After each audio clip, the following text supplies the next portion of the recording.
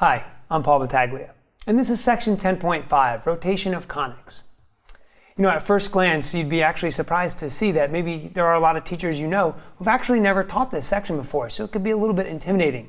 Same thing for students. And I think when they look at this section, it actually looks like there's some type of magic going on. Somehow we're eliminating some term, this XY term, to rotate the conic. So I think we need some things to help put the students and maybe even some teachers at ease. So joined by Gabe and Brittany. And Brittany, I think there is something we can start out with, and that's the idea that maybe there's some connections we can make for teachers and students, right?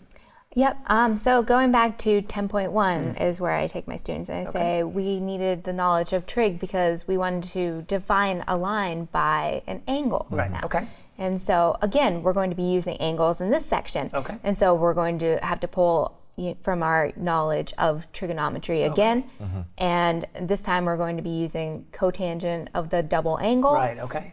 So that way we can rotate our conic. Perfect. And then Gabe, tell us how maybe we can put the students' mind at ease as they start to see this conic that they just got done talking about and they thought they knew, and now all of a sudden we're gonna rotate it. So what do we do from here? So throughout the section, there's a lot of algebraic manipulation going on. Okay. But really the first step for most of these problems is some sort of substitution to eliminate this XY term. Right. Okay. So what I like to do is I like to just make sure my students know what the substitution is. I'll give it to them. So no need to come the memorize exams or or anything any like of the that. examples Okay. in class. Exactly. Okay. And what's really cool, something I like to do after we work through some of these problems, Right. going through making the substitution, is I like to, well, what you end up with is you end up with y being written in terms of x. Right, okay. Not necessarily a function, but y is written in terms of Right, x. okay.